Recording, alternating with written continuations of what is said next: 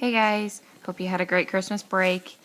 We are going to move on to Unit 4, which involves a lot of systems of equations. So the first section is section 6.1, which is solving systems by graphing.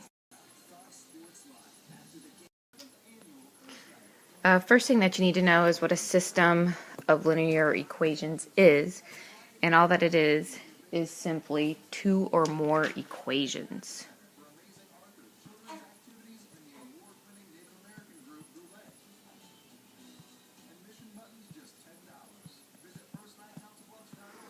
And a solution of a system of equation is any ordered pair. A solution of a system of linear equations is any ordered pair that is true for all of the equations.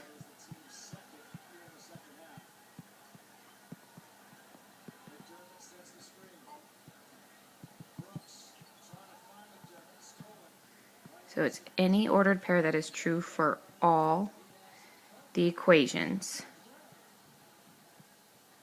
And I will show you what I mean when I do an example.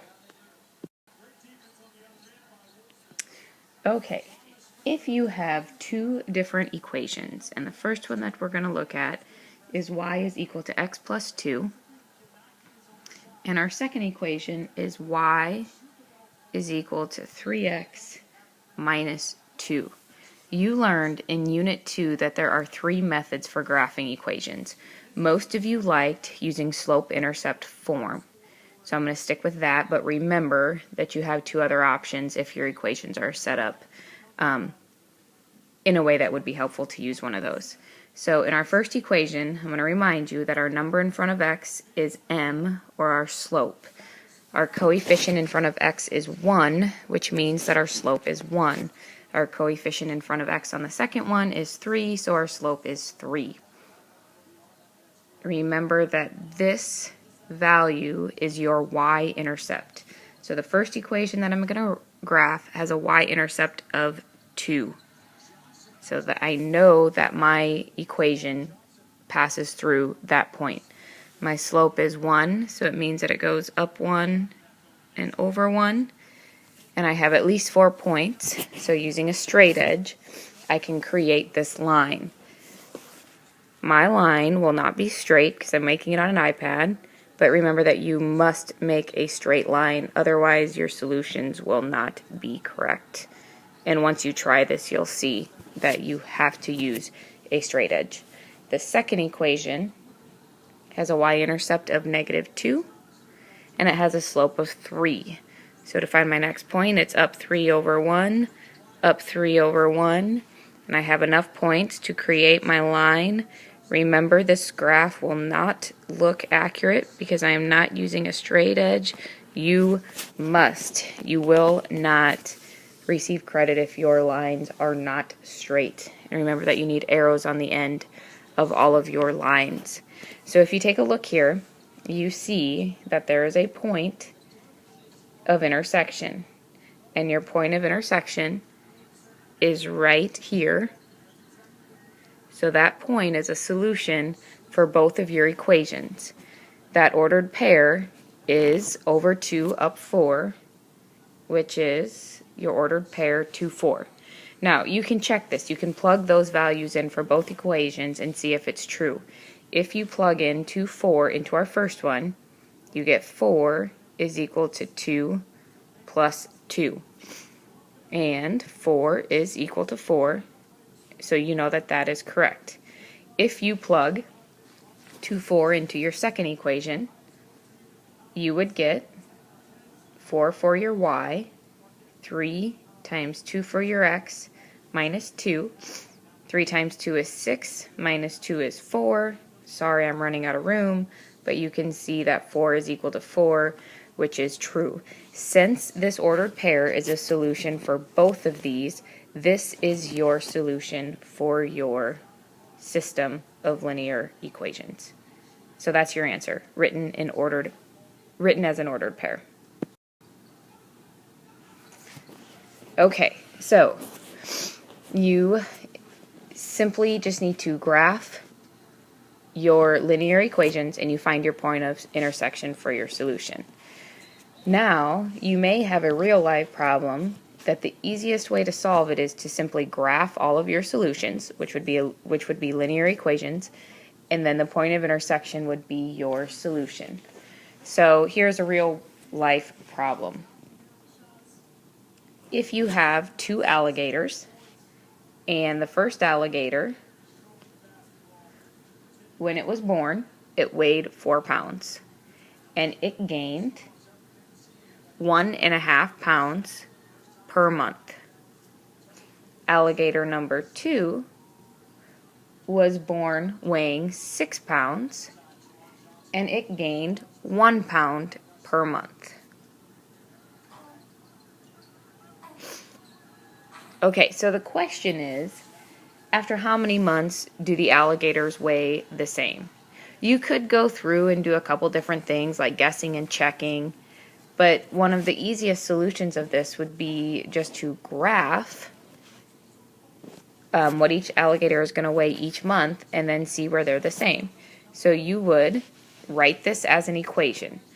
Remember that 1.5 pounds per month represents the operation of multiplication. So alligator 1, it's going to gain 1.5 pounds per month, and remember that it started with that initial weight of 4. So you're going to add what it gains each month to its original weight of 4. Your second alligator started at 6 pounds, and it's going to gain 1 pound per month. So that would be 1 times x. We're just going to write x because we don't need the 1. And you would add that to its initial weight.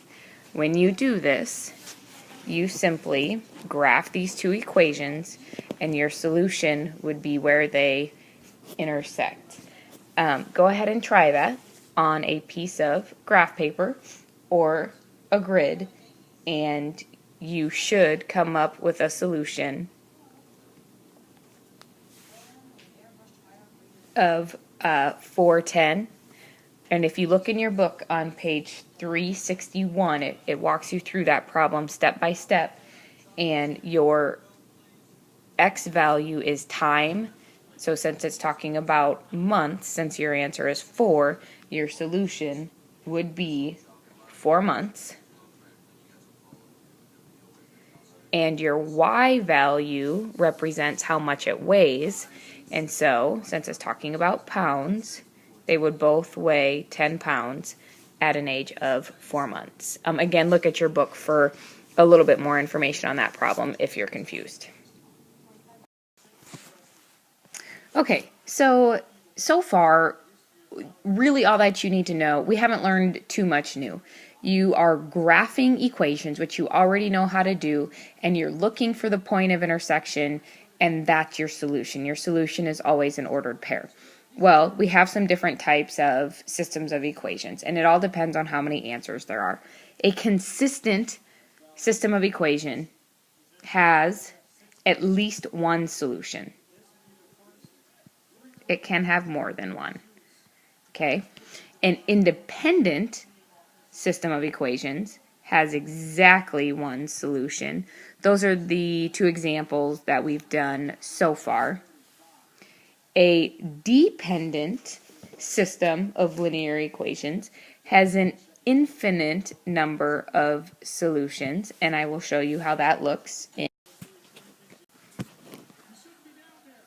And finally, inconsistent systems of linear equations have no solution. And I'm really sorry about that mess.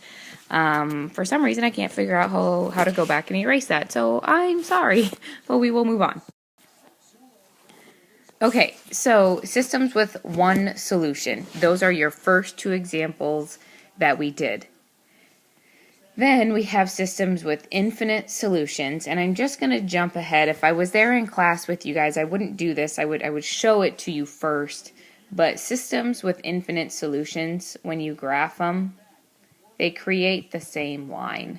So remember, when we graphed lines, those were infinite solutions to equations. So basically, if two graphs make the same lines, it means that all of their solutions match up and they're the same. And then systems with no solution means that you have two lines that never, ever, ever cross.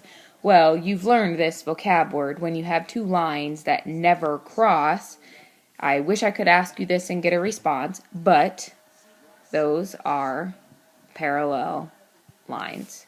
So parallel lines will never have a solution because they never cross the same point. All right, so if we want to review this, if we want to find the solution to this system of equations, here are our two equations. We are going to graph y is equal to negative 3x minus 3, and our second equation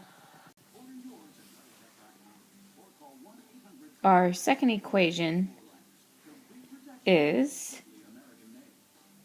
y minus 2x is equal to 2. Remember that these are going to be easiest written in slope-intercept form, so make sure that you take some time to manipulate this equation and rewrite it in slope-intercept form. You could add 2x on both sides to have y is equal to 2x plus 2. Remember, that's nothing new. You did that quite a bit during Unit 2. All right, using slope-intercept form, let's graph these two equations. The first one has a y-intercept of negative 3, so it crosses right here, and it has a slope of negative 3, so down 3 over 1. I'm out of room, so remember I can go the opposite way. That would be up 3 to the left 1. There is my line. You should use a straight edge because it will throw off your answers if you do not draw this perfectly. Your second equation has a y-intercept of 2, so it crosses my y-axis at 2, and it has a slope of 2, so that's up 2 over 1, up 2 over 1, and if I, oops, see, that's horrible. If I draw this line with my lines on both ends, you can see where this intersects, and it intersects at this point right here, which is the ordered pair negative 1, 0. You can plug that into both equations and make sure that these are both solutions. If you plug it in your first one, that would be 0 is equal to negative 3 times 1 minus 3. Oh, sorry, negative 3 times negative 1. My x is negative 1.